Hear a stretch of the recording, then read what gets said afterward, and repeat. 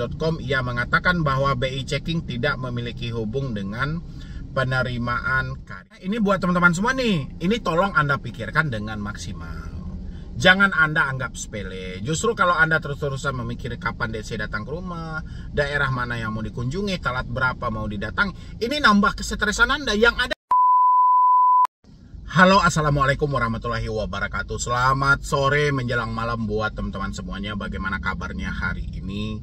Saya berharap Anda semuanya dalam keadaan sehat walafiat. Amin ya rabbal alamin ya. Oke, kali ini yang mau kita bahas adalah tentang, ini banyaknya dari teman-teman semuanya yang nge-tag kepada saya ya. Sebenarnya informasi ini setelah saya bikin video tentang BI Checking pinjol, habis itu viral lagi tentang pembatasan mencari pekerjaan menurut versi OJK ya. Kita juga bahas ini, dan habis itu nanti kita juga bahas sedikit juga mengenai beberapa aplikasi pinjol yang mungkin juga Anda sudah nggak begitu heran lagi ya, karena ini juga menjadi salah satu hal yang menakutkan dari teman-teman semuanya, terutama yang baru telat bayar dan baru gagal bayar. Apa aja sih sebenarnya yang harus kita lakukan buat kedepannya? Ini sangat penting, dan Anda simain video ini sampai habis, dan jangan lupa juga untuk disupport juga, didukung juga channel ini. Mudah-mudahan channel ini selalu berkembang, selalu menjadi yang utama buat Anda, terutama ketika telat bayar dan gagal bayar di pinjaman online. Dan yang mau bergabung di grup WhatsApp silahkan, nggak usah ragu-ragu, tinggal klik tombol gabung yang ada di bawah nama channel. Nanti di situ Anda akan diajarkan bagaimana cara terlepas dari pinjaman online dengan cepat tanpa harus nyasar kemana-mana untuk mengikuti beberapa solusi yang jelas-jelas itu banyak merugikan diri Anda sendiri. Silahkan. Terima kasih buat teman-teman semuanya yang sudah mau support dan mendukung. Oke, mengenai soal BI Checking ya, apakah BI Checking mempengaruhi saat melamar kerja? Anda boleh simain video ini sampai habis ya, jangan ada di skip, karena kebanyakan yang kontra terkadang ya isinya di kolom komentar buru-buru, padahal saya belum menjelaskan secara detail. Apa salahnya ditonton dulu sampai habis, baru nanti kalau ada yang tertinggal dari ucapan saya, ada hal-hal yang tidak tersampaikan, boleh disambung. Ini udah buru-buru disambung. Oke?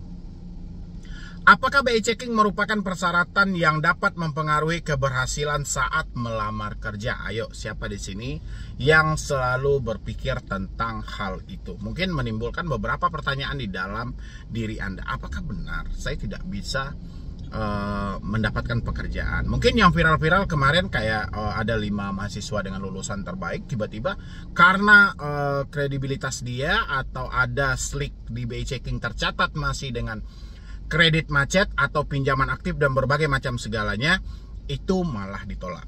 Setelah saya telusuri, hampir 1 minggu saya telusuri dari berita itu, ternyata itu cuma berlaku untuk 1 perusahaan saja. Ya, dan 1 perusahaan itu juga itu adalah perusahaan perbankan juga, sepertinya perbankan gitu loh. Dan perusahaan lain tidak ada yang mengkonfirmasi tentang kompetensi dari calon untuk menseleksi calon karyawan mereka. Mereka tidak mencari dari daftar seliknya, tapi lebih ke masih standar-standar yang lain lah ya. Oke, kita bacakan dulu di sini biar teman-teman paham lah di sini. Baru-baru ini BI Checking menjadi perbincangan hangat dalam dunia media sosial. Kehebohan tersebut disebabkan oleh sebuah cuitan yang menerapkan sebuah cerita terkait proses rekrutmen yang terjadi di kantor ia bekerja. Ternyata terdapat 5 gagal mendapatkan pekerjaan karena memiliki skor BI Checking dengan skor call 5 ya. Oke. Dan buat teman-teman semuanya yang belum mengetahui apa itu BI Checking ya, boleh ini Anda simain baik-baik juga. Mengapa BI Checking ini berpengaruh terhadap keputusan HRD dalam menerima kandidat? Oke. Dengan istilah BI Checking, jika belum, yuk kita ketahui bersama, disediakan oleh OJK. BI Checking adalah layanan informasi riwayat kredit dalam sistem informasi debitur ya. Pada sistem tersebut, bank dan lembaga keuangan akan saling berbagi informasi kredit nasabah atau riwayat kredit seseorang.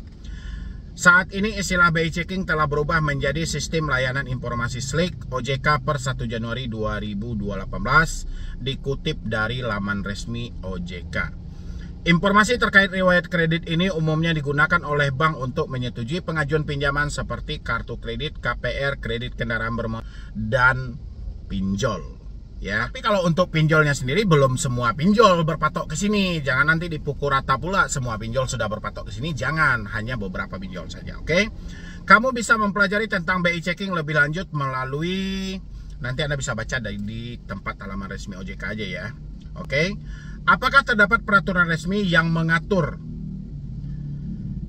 Mengutip dari Anwar Sanusi, Sekretaris Jenderal Kementerian Ketenagakerjaan, Sekjen Kemenaker, dari portal berita kompas.com, ia mengatakan bahwa BI checking tidak memiliki hubung dengan penerimaan karyawan. Udah jelas dari Menteri Ketenagakerjaan ini. Tidak ada hubungannya dengan saat untuk kita merekrut calon karyawan. Nggak ada hubungannya katanya kan.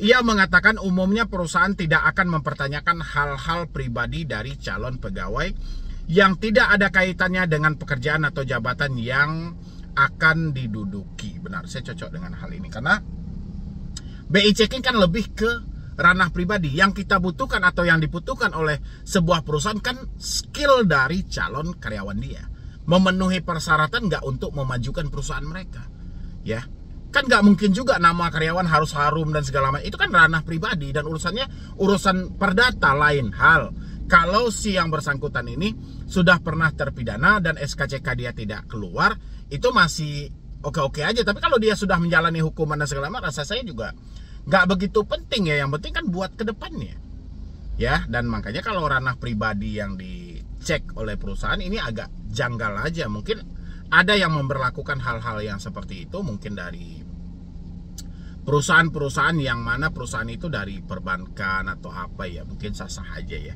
Itu secara internal mereka.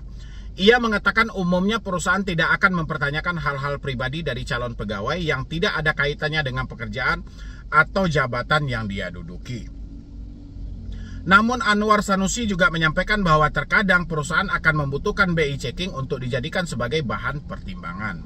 Bisa saja perusahaan memerlukan BI checking kandidat untuk dijadikan pertimbangan bahwa kandidat memiliki rekam jejak pinjaman. Namun itu kewenangan dari perusahaan yang akan merekrut. Nah, itu tergantung dari perusahaannya. Dan di dalam perjalanan seperti yang saya sampaikan tadi, itu hanya ada baru satu perusahaan saja. Satu perusahaan saja, yang lain belum. Cuman kasus ini sudah diviralkan lebih dulu gitu loh ya. Tidak hanya itu, Kepala Biro Humas Kemenaker Khairul Fadli juga bercerita pada Kumparan Bisnis. Menurutnya yang menjadi fokus pemerintah adalah mempertemukan antara pencari kerja dengan pemberi kerja. Perusahaan adalah kesesuaian kesepakatan kerja, yakninya pencari kerja memiliki keterampilan atau kompetensi sesuai yang dibutuhkan. Nah, benar kan? Menurut saya yang dibutuhkan itu kan skill dia bisa memenuhi nggak jabatan yang mau dia duduki. Kan itu yang paling penting. Apa hubungannya dengan BI checking? Ya, tapi kalau dengan konfirmasi dari OJK kan nyampein, supaya kaum muda jangan bertele-tele dan segala ini. Nanti kita bahas ya. Sehingga jika merujuk pada aturan ketenagakerjaan, pemberlakuan BI checking ini tidak ada kaitannya secara langsung dengan proses rekrutmen, ungkapnya. Menurut Khairul Fadli, jika ada perusahaan yang cek skor kredit calon pelamar kerja, hal itu hanya sebagai bahan pertimbangan rekrutmen, bukan sebagai syarat wajib. Jadi hanya sebatas pertimbangan saja, oke? Kemenaker juga berharap bahwa proses BI checking ini tidak menjadi penghalang kesempatan kerja para pencari kerja, sehingga masyarakat yang ingin bekerja dapat memperoleh pekerjaan sesuai kompetensi. Hal yang harus dipersiapkan sebagai seorang talent. Lantas sebagai seorang talent, apa yang harus kami persiapkan? Berdasarkan pernyataan di atas dapat disimpulkan bahwa BI checking bukanlah persyaratan wajib dalam melamar pekerjaan. Namun tidak dipungkiri bahwa terdapat perusahaan yang menambahkan skor BI checking menjadi salah satu persyaratan. Ya. Predika Widayasari Dewi, Kepala Eksekutif Pengawasan Perilaku Jasa Keuangan, Edukasi dan Perlindungan Konsumen Otoritas Jasa Keuangan OJK, dalam wawancara bersama Kumparan menceritakan bahwa skor BI checking berpengaruh dalam proses seleksi dunia kerja yang dijalaninya. Ini parah ini, OJK ini membesar-besarkan menurut saya. Ia bercerita bahwa data keuangan turut dicek di SLIK saat mendaftar sebagai anggota Dewan Komisioner OJK melalui Fit and Proper Test.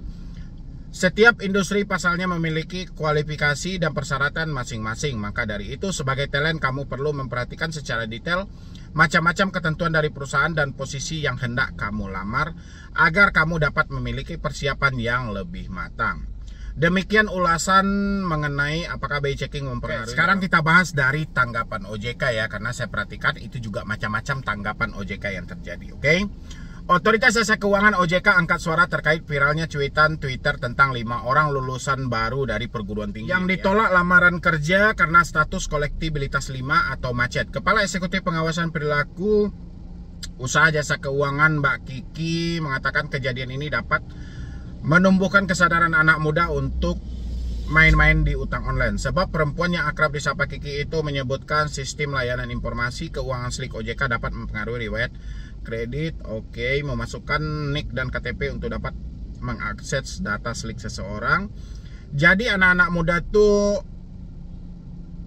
oh iya, jangan main-main dengan utang online. Habis itu ganti nomor, udah nggak bisa. Sebenarnya OJK ini asal komentar saja ini ya. Kiki mengatakan sudah banyak kasus anak muda terjerat utang online. Mereka adalah anak-anak sekolah konsumtif. Ada juga dari perguruan tinggi yang mengajukan pinjaman untuk membeli barang dikala menunggu waktu wisuda. Maka kan kadang-kadang anak-anak sekolah itu konsumtif. Banyak dengar cerita dari teman-teman atau anaknya itu sambil nunggu wisuda iseng-iseng ngajuin beli tag gitu, pakai paylater, terus akhirnya dari utang beberapa perkembangan banyak akhirnya mau cari kerja malah susah. Apa hubungannya sih? Ya, hutang-hutang itu kan ranah pribadi dan ranah perdata. Ya, mungkin kalau ada perusahaan yang menerapkan soal Slik itu tidak banyak loh. Saya sudah cari-cari beritanya, itu baru ada satu perusahaan saja dan itu belum berlaku untuk semua perusahaan juga.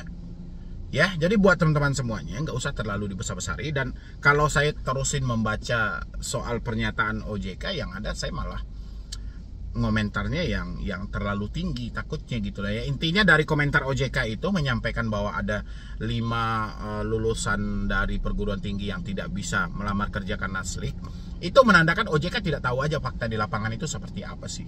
Oke, mungkin dari sekian banyak orang ada yang mencoba meminjam untuk memenuhi suatu keinginannya. Tapi tidak semua orang juga meminjam untuk keinginan saja.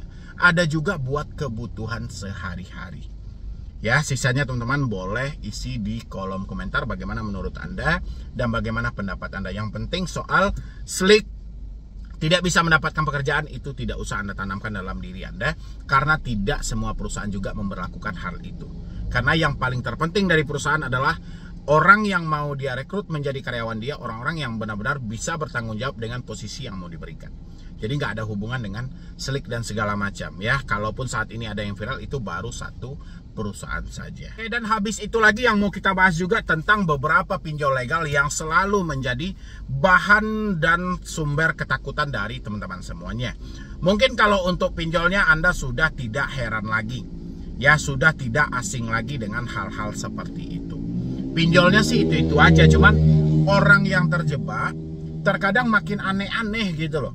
Telat berapa lama itu masih aja dipikirin gitu loh. Padahal saya sudah dihujat di mana-mana, itu aja bang yang lu bahas, itu aja bang yang lu bahas.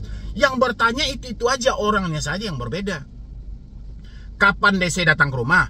Telat berapa lama mau didatangi? Daerah mana yang dikunjungi? Ini kan rahasia dari perusahaan. Ya, rahasia yang mengetahui hanyalah debt collector dan pihak perusahaan saja. Ya. Kalau Anda paksa saya berdasarkan pengalaman atau berdasarkan dari orang-orang yang pernah dikunjungi, tidak bisa saya sodorkan di sini. Saya bilangin ada yang 1 minggu dikunjungi, ada yang 2 bulan baru dikunjungi, ada yang 3 bulan, ada yang enggak sama sekali. Mana yang mau kita patok? Ya, ada juga yang menginformasikan saya utang saya 1 juta bang, utang saya 500, utang saya 2 juta, utang saya 10 juta. Enggak ada patokan di dalam hal itu, tergantung dari perusahaan dia. Ya. Bisa aja utang Anda 100.000 kalau debt collectornya lewat sana dan dia ditugaskan oleh perusahaannya, ya kenapa tidak dia berhenti di situ. Ya, sebenarnya pertanyaan Anda itu lebih dari kebijakan perusahaan aja. Ya, karena setiap pinjol itu pasti berbeda-beda, polanya pasti berbeda. Tidak akan mungkin sama. Pinjol A, pinjol B, pinjol C pasti berbeda. Ya, yang terpenting makanya saya sampaikan, Anda galbay dimanapun, buanglah jauh-jauh pertanyaan yang seperti ini. Kalau pertanyaan ini selalu ada di dalam pemikiran Anda, kapan Anda mau memulihkan hidup ini? Ya, ini buat teman-teman semua nih. Ini tolong Anda pikirkan dengan maksimal. Jangan Anda anggap sepele. Justru kalau Anda terus-terusan memikir kapan DC datang ke rumah, daerah mana yang mau dikunjungi, telat berapa mau didatang, ini nambah kesetresan Anda. Yang ada Anda tidak mendapatkan jawaban dengan pasti. Mendingan hari ini, apa yang mau Anda lakukan besok? Ya, daripada kita memikirkan DC terus, sementara hidup kita sudah sulit. Kita setiap hari diuji dengan ekonomi yang selalu merosot.